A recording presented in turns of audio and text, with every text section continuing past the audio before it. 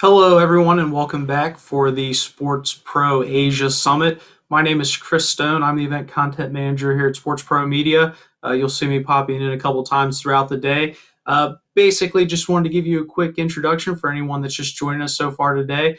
We've got another great panel hearing about how the NBA is expanding into the Asian markets. For any questions you would like asked, please make sure within the platform that you specifically put those in the questions tab, as that's where our moderator will be pulling those questions from.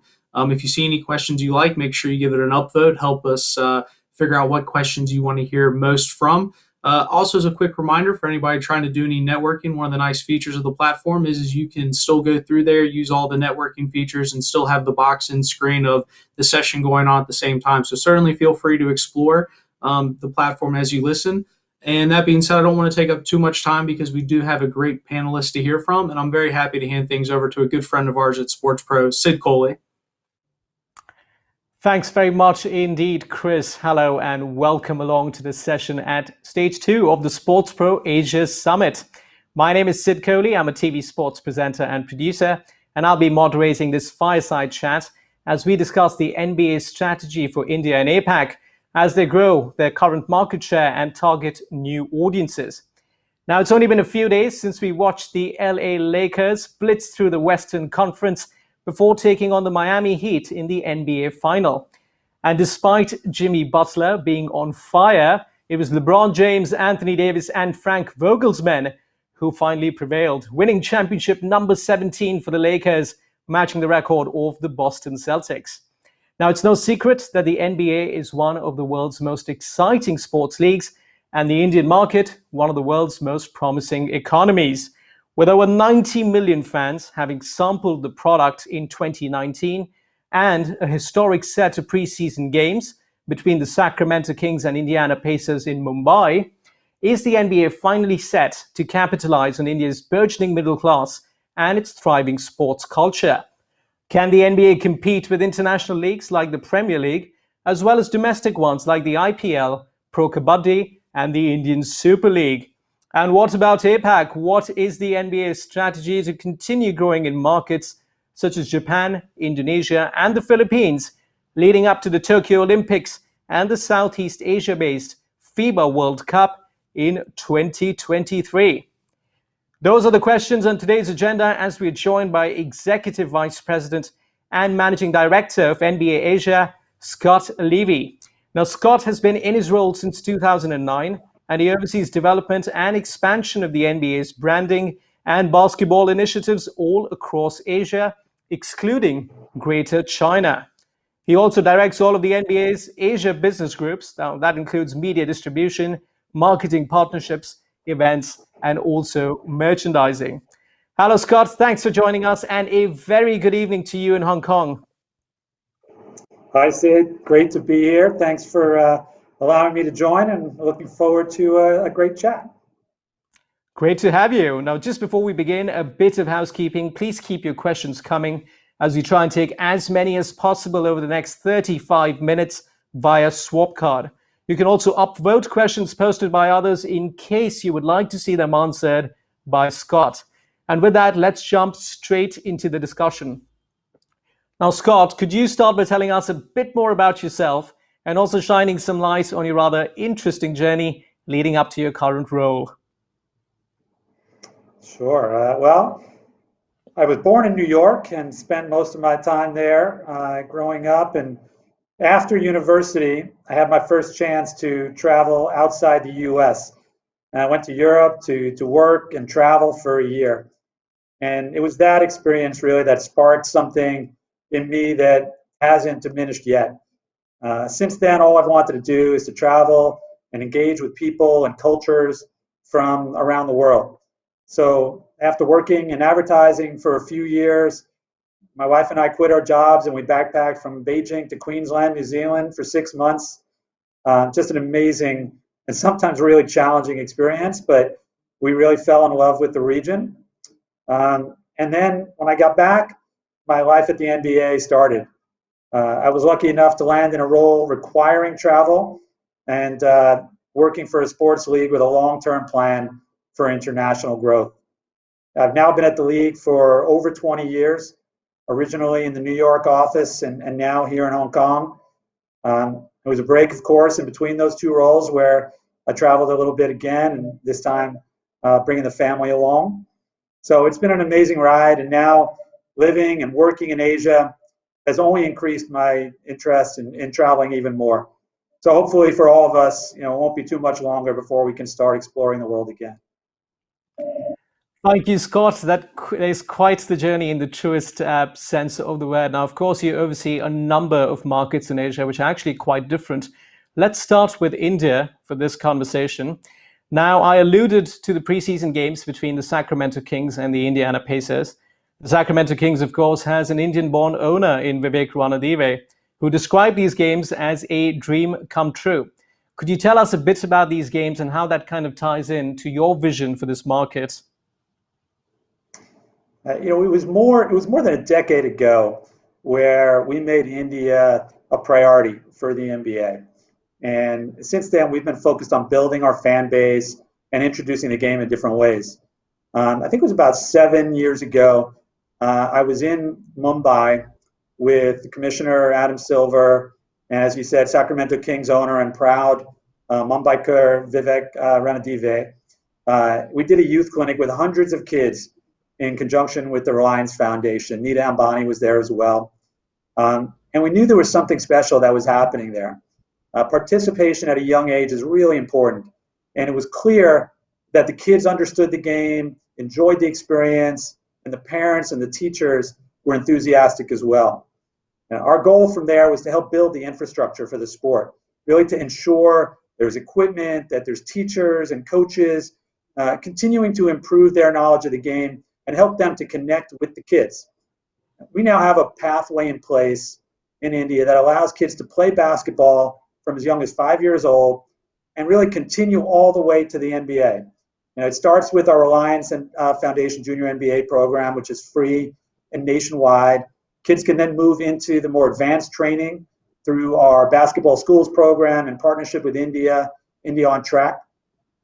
From there, we have the ACG NBA Jump Talent Search, which helps identify kids to join the NBA Academy. And all of this is happening within India. For our academy, we've now had 13 players move to the US to play basketball, including Principal Singh, who has joined the NBA G League. The others are playing in high school or university. So this past October, working with the local basketball federation, the BFI, the Reliance Foundation, our media partners, Sony, the local governments, we brought the Sacramento Kings and the Indiana Pacers to play the first ever local games from a North American sports league. Now, and these games allow our fans to experience the real NBA without really leaving home. But we have activities outside the arena as well, of course, because we want as many people to participate in the experience, even if you don't have a ticket for a game. We want you to feel what it's like to have the NBA in your home market. So the games are exciting and important, but they're really one piece of a much broader plan to grow the sport of basketball in India. Thank you, Scott. You've mentioned quite a few initiatives over there, including the Junior NBA, which we will discuss in a bit more detail a little later on. But quite broadly speaking, in terms of positioning the league, if you look at numbers from 2018-19, the NBA had a combined viewership of 91 million in India, which are really impressive numbers. Granted, of course, India is a massive market. In terms of positioning the league, do you kind of see it competing with international leagues like the Premier League? Or are you positioning it against domestic leagues like the IPL, which are far more endemic to an Indian audience? It's really incredible what the IPL has done in such a short time, and tremendous credit to everyone involved in that league, as well as many of the other leagues. I mean, the IPL was less than 15 years old. The concept of 2020, I think, is less than 20 years old. ISL also doing very well, is only 6 or 7 years old. The Pro Kabaddi League, 7 years old. None of this existed just 15 years ago. And now there are huge media partnerships, there are sponsors, millions of fans. This is all great news for us. The Indian sporting landscape is growing along with this interest. The country has more than 1 billion people. As you said, it's a growing middle class, increasing disposable income, a median age of 28. We don't see us as competing with anyone. Our focus is on teaching kids how to play and enjoy sport so that they can follow it as they grow up. I think the country is still early on in developing a sporting culture. Cricket, of course, goes way back, but all these additional sports, all these leagues, based on what I've seen so far, there's plenty of room for basketball in India, and we're committed to make sure that kids have an opportunity to play it, and our fans have an opportunity to follow it in a lot of different ways. Thanks, Scott. One of the things I picked up on whilst you were speaking a moment ago, of course, is how massive the Indian market is. A population of 1.3 billion, incredibly diverse in so many different ways. But I know you've spoken about content, personalization, and localization in the past. Now, for the 2018-19 season, as we briefly discussed earlier, you had 75 matches being broadcast in Hindi through your partner Sony. So that's 1/4 of your reach. Could you talk to us a bit about some of the things you've introduced for personalization and localization of content for the Indian market? Yeah, you're absolutely right. This is a really important component for us. When we approach any market, it is going to be unique in our approach. We want to make sure that we're developing our brand in a way that is endemic to the local culture. I mentioned many of our local programs in India a little while ago. These participation programs are an important component of our localization. Just as important, however, is the media piece. So working with our partner Sony, we've introduced several specific programs, including primetime game broadcasts, the Hindi commentary, and programming specifically created for India, including NBA Around the Hoop, which is a show hosted by local influencers. So similarly on digital, we've adopted our global approach, and we are on a global basis leaders in the social media and digital space of engaging our fans. But we've now tailored that to a local audience using Facebook and Instagram in particular. In fact, since the restart of the NBA season a few months ago, we've added over 120,000 new followers on Instagram in India. That's the largest growth of any country in the world.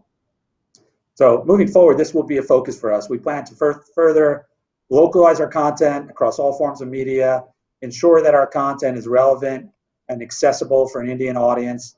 And it really helps that our fans are extremely passionate and that they provide us regular feedback. We are always getting very specific suggestions as to what we should be doing and how we can engage them better. So we'll keep listening and keep innovating. Great stuff. Thank you, Scott. I mean, certainly lots and lots of passionate fans in India, and there's a lot of optimism about the Indian market. Now, we all kind of saw the Gateway of India, which is an iconic monument in Mumbai, being lit up in NBA colors when the two teams visited back in 2019. And now, with the LA Lakers winning the championship, you saw tweets from Bollywood superstars, from cricketers, from journalists, from people from all walks of life. So there's certainly opportunities in the Indian market and a lot of optimism. But it's also somewhat perceived as a bit of a tricky market at times. So what are some of the unique challenges you've faced in India? I think no matter how long I work on India, I will always be able to say the words, I still have a lot to learn about the Indian market. So there's no question it can be a challenging market. But I look at India in a similar way to the way I look at Asia. It's a group of unique markets with geographic proximity. We adjust our approach between Thailand and Japan, and we do the same between Tamil Nadu, Gujarat, and Rajasthan. Now, in some parts of the country, like Kerala, basketball is very popular, and other areas less so. Language is an important element as well, as there are more than 20 constitutionally recognized languages in the country. What's amazing about India, however, is the innovation and the scale, the opportunity. We're still relatively new in the country. Yet, as you said, we have more than 90 million viewers tuning into the NBA program last year. We have more than 1.3 million users participating in our NBA fantasy game through our partnership with Dream 11. We've engaged more than 11 million boys and girls across 13,000 schools through the Reliance Foundation Junior NBA program. And we have more than 3 million followers on the NBA India Facebook page. So again, we're just getting started. And these are kind of the numbers that we're talking about. It's hard to fathom the opportunity here, but we're really excited about it. No, it does really sound like exciting times going forward. And at this stage, I'd like to introduce a question from the audience. So this one comes in from Raghav Mehta, and the question he has is perhaps not just exclusive to the Indian market. So Raghav's asking, how do you plan to overcome the challenge of NBA games not being broadcast during primetime slots in most Asian markets? It's not exclusive to Asia, that challenge. I mean, we have that challenge in Europe, and we have that challenge in Africa as well. And the great thing about the NBA audience is it's young, it's tech savvy, and they engage with us in so many different ways. Live games, it's amazing that people wake up early. I mean, in India, we have people waking up at 5:30, 6:30 in the morning and watching games. In Europe, 3 in the morning, 2 in the morning. So we'll always make sure live games are available, and that will always be a key way to engage with our fans. But our players and our league, we are authentic in so many different ways, in music, in fashion, in technology, in gaming. All of those things are elements that will use our fans. And India and Southeast Asia, and really most markets, but Asia in particular, have really adopted social media in big ways. The numbers for across Facebook and Instagram and Line really play to our strength. And we will continue to find the right kind of content to engage them, whether it's hosted programming talking about the game, highlights, instructional, or kind of deep dives into the personalities of our players, because they're really good at this too, and not only on the NBA handles, but on their own handles. They're really engaging and really exciting. So we're lucky that we have all of that to work with, and hopefully that'll keep our fans engaged for the long term. No, indeed, Scott. Thanks for that. I mean, there's so many aspects of the NBA that are being capitalized on at the moment, and of course, pique the interest of so many different audiences. You've mentioned fashion, you mentioned lifestyle, music, even the work of players in different communities. Of course, is an extremely important aspect of the NBA. And kind of sticking to both your work in the community as well as younger audiences, I now want to change tack and talk about the junior NBA program, which I know that you've introduced in both India as well as other markets. But just before we dive straight into that discussion, I believe there is a video we have about the junior NBA. Let's perhaps have a look and catch a brief glimpse of what you've been up to in recent times.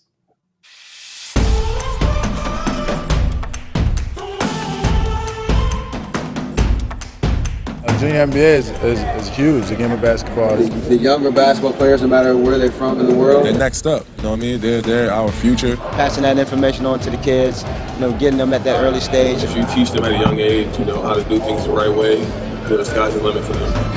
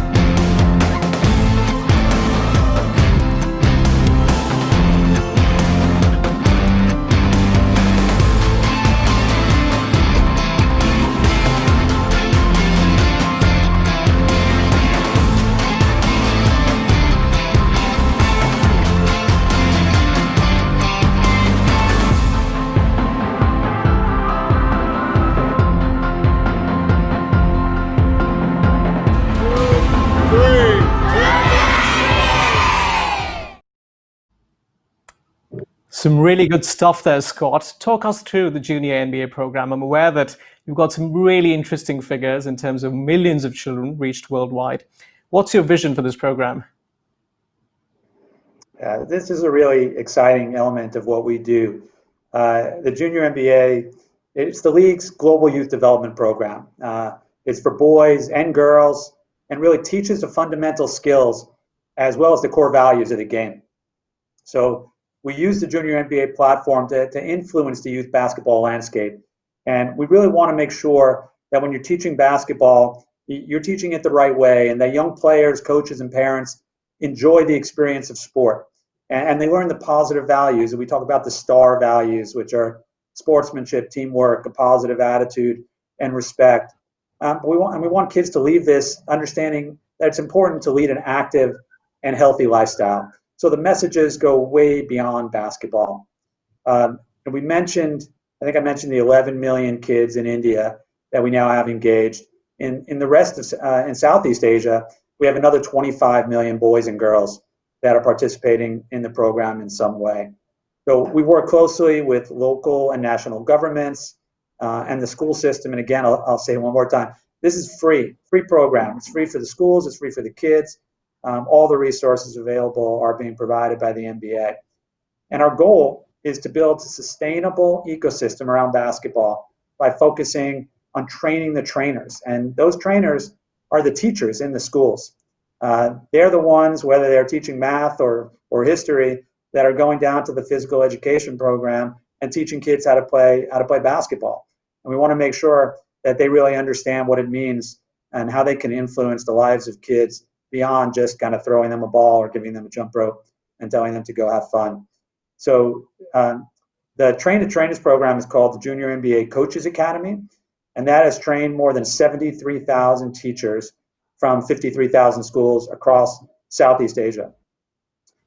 Most recently, we partnered with the government of Jakarta to incorporate the Junior NBA basketball and fitness curriculum into 3,000 elementary, middle, and high schools across Jakarta. So they're now using our curriculum to teach phys ed. So that'll reach more than 1.5 million students. And to show you the level of commitment, the governor of Jakarta is at our events, and he might be our biggest booster on social media, posting photos of himself being at the events and with the kids. So that's always helpful as well. So while the Junior NBA program varies from country to country, the local partnerships are critical and make this all work. In India, we run the program in partnership with the Reliance Foundation, and their support has allowed us to grow the program at an even faster rate. So globally, the program reaches more than 60 million boys and girls in 75 countries. And over the last few years, we've introduced the Junior NBA Global Championships, which in the first few years took place in Orlando. So it's a youth basketball tournament for 13 and 14-year-old boys and girls teams from around the world. And I think it was just last year, the Asian boys team became the first international team to defeat a U.S. team. So that was really exciting. And this year, we had to move the program, of course, to a virtual experience. And we used the mobile basketball training app Home Court. And the Asia Pacific team had the boys champion, a young man from the Philippines. He won it all. So the program is really complex. It varies in every single country depending on what the needs are. And it's so unique. I could really talk about this one all day, but I just want to share one anecdote that I think summarizes the experience. For me, it really summed it up. So I was standing next to our Asia head coach, Carlos Baroka, at a program in Indonesia. And he looks at me and he goes, "Did you see that? Did you see that?" And I'm looking and I just see kids doing layups. And he goes, "Look at the teacher. Look at the teacher, what the teacher's doing." And after whether it was a young boy or a girl hit the layup, the teacher would run over, give a big high five, encourage the kid to, say it was great. And he goes, that wasn't happening in the past. That's what we're trying to get them to do. We want that encouragement. We want the kids to understand that they're doing something fun. They're enjoy this experience, so that even if they don't become a professional basketball player or professional athlete of any kind, they realize that sport can be fun and enjoyable, and that they can learn things just by participating. So that was a big moment for me, and I'm sure Coach is watching, and he's heard me say that before. So it's a great experience. No, that's really heartening to hear, and it's such a wide-reaching program. But also the fact that, given the circumstances of the pandemic, you were able to pivot and introduce a virtual Junior NBA is perhaps even more impressive given the circumstances. Now, sticking to the theme of younger audiences, Scott, and something that we saw a lot of this year due to the lockdown was, of course, esports and gaming.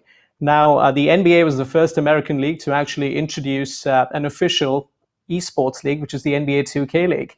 And we also saw the NBA 2K League reach linear TV screens on ESPN2 earlier on this year. So what are some of the esports and gaming initiatives that you've kind of introduced to attract younger audiences and Gen Z in the APAC region? Yeah, this is another area where we as a league have moved aggressively. I mean, I mentioned before, the NBA audience is young, it's tech savvy, it's active in gaming, and NBA 2K as a product is just incredible and continues to expand every year. The experience gets better, whether it's on console, PC, or mobile device. In Asia, we have a bunch of gaming partnerships in place, and we expect to add more in the next 12 months. But when we launched the NBA 2K League, it was in partnership with our teams. Several of our teams, about 17 of our teams started, and now we've added several more. But just last year, we added our first international team in partnership with Gen G. So this as a property was already gaining traction. But during the hiatus of our season, when all live sport, in-arena live sport was shut down, our partner in the US, ESPN, started airing our 2K League games. And it was really incredible, the audience, the viewership that we saw around those games. And we've also done many other partnerships to distribute those games. And one of the most exciting is actually in India with a company called Pocket Aces. And they're a leading digital entertainment company focused on mobile video. And we're working with their esports streaming platform called Loco. But they have other services as well. In total, the company as a network is reaching more than 500 million monthly views. That's what they're achieving, more than 500 million monthly views. It's one of the fastest growing apps in the country, and I think they're now over 23 million registered users. So we're really excited about that partnership. We just got that done kind of just in the last few months, and now it's time to sit down with them and look at all the other ways to engage, because they are reaching the audience that we're reaching as well. And I think if we're working together with them and companies that we're working with in Japan and Korea and Australia, gaming is a fantastic way to connect with our audience and to expand our reach, introduce the game of basketball in the NBA more broadly. So that will continue to be a focus for us moving forward. Thank you, Scott. And that kind of ties in really nicely with the question from the audience. So Amit, thanks for your question. Hopefully that answers it. Now, as we approach the last 7 odd minutes that we have with you, Scott, we still have plenty to talk about. So I'll ask you a few quick fire questions going forward about other markets in the APAC region. Before I do that, I'll take one more question from the audience. This one comes in from Jonathan Patterson. And Jonathan's asking, with NBA teams like the Chicago Bulls employing agencies to find international sponsors, does the NBA use a similar model of external agencies, or do you handle it internally across APAC? And if so, why? I don't know that we're limited in any way. Our approach is whatever the market itself dictates and whatever we think is the best opportunity. So in some cases, we work with agencies, and in other places we don't. I mean, the NBA is we have over about 300 people based in Asia. So we are fully equipped to work our way around the region, and we've been here for a long time. We opened our first Asian office in 1991. So we believe that we have the right people, and we have enough people to be able to achieve what we need to achieve here. But we're always open to a discussion with a company or an individual that might have an idea that could help enhance the business. And we work with companies in every single market, and those partnerships are critical to our success. So if there's an idea and there's an opportunity, we're here ready to listen, and who knows, maybe there's something out there that we can do together. Great stuff. Thank you, Scott, and thank you for your question, Jonathan. And now let's move on to other markets in APAC. Now, at the moment, Scott, you have greater distribution in the APAC region than you've ever had. You have over 25 media partners. One of those media partners happens to be Rakuten. and you have a fairly extensive media and commerce partnership with them. Could you tell us what you've observed since that partnership kicked in? Yeah, working with Rakuten has been incredible. I mean, they are a very entrepreneurial organization. They didn't have before they did our partnership with us, didn't have a tremendous amount of media experience, but they are very fast learners, and we have a lot of exciting stuff. But before I jump into Rakuten, just to talk about Japan just a little bit, it's really, the amount of activity around basketball that's happening right now is really exciting. We since the launch of the local league a few years ago, we've had two players join the NBA, Rui Hachimura and Yuta Watanabe. We've returned to Japan with two games last October. It's so hard to believe that was just 1 year ago. The Olympics are coming, and basketball will be featured as a premier sport. And then in 2023, the FIBA World Championships are coming back to Asia and Japan, along with Indonesia, and Philippines will be part of that as well. So, the partnership with Rakuten is really about making sure that we can deliver our content in the way that Japanese fans want to engage with us. So last year, we introduced a brand new service called NBA Rakuten, and the new home of the NBA in Japan. So they offer 2 games a day in local commentary, and they have lots of original programming, including the Daily Nine, which is a daily show featuring highlights and analysis of NBA teams. And we want to educate our fans and attract new followers. Also, Rakuten launched a live chat and a forum featuring local personalities. And again, the design is to encourage fan engagement within the platform, and really importantly, given the number of subscribers that all Rakuten services have, I mean, it's nearly the entire country. Rakuten now, our fans are allowed to use Rakuten points to use the services on NBA Rakuten. So that just opens the conversation up to millions of people that may not yet have tied together, their love of basketball and their love of the NBA. So as a result of this, we grew our OTT subscribers over 600% compared to the previous season. And Japan now has the largest NBA OTT subscriber base outside the US and China. So we're really just getting started with Rakuten. We have a long-term partnership.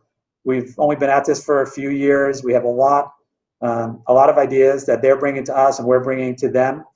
And I'm sure we'll be introducing many new elements to the partnership this season.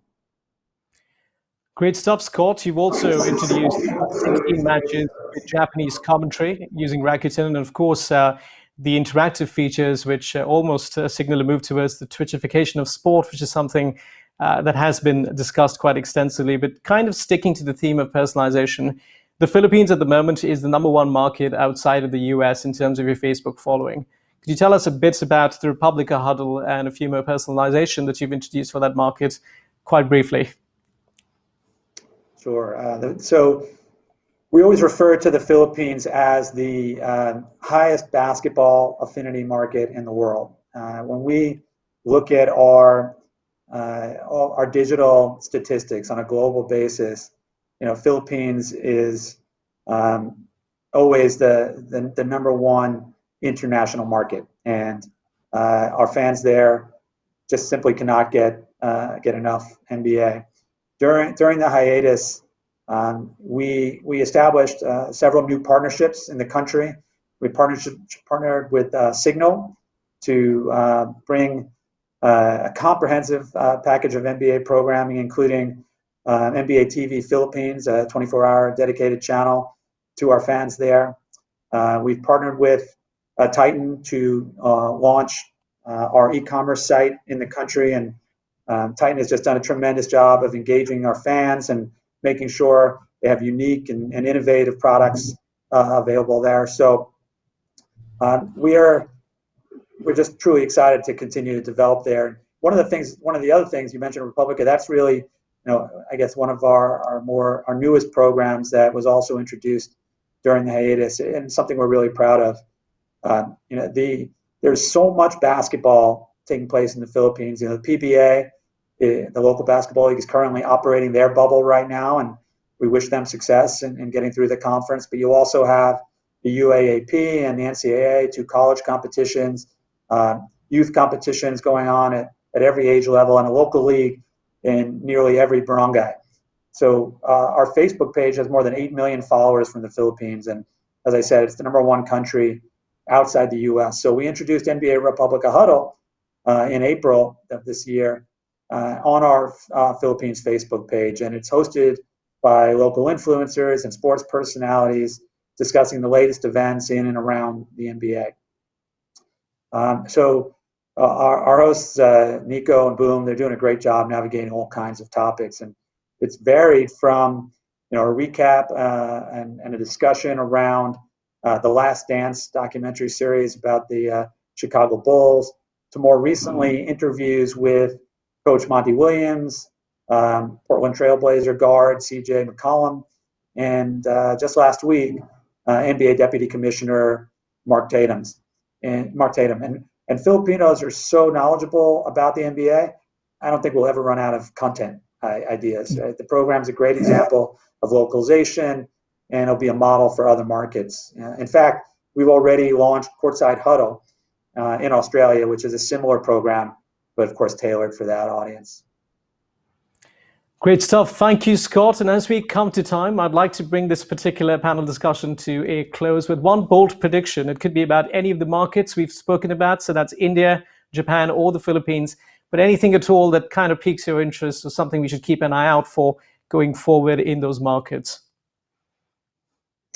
Usually when people ask me to make predictions, it's who's going to win the finals. So I'm glad that one's behind us, and I don't have to think about that. I'd say a bold prediction is going to be that we're going to have more fans in India than any market anywhere in the world within 5 years. How's that?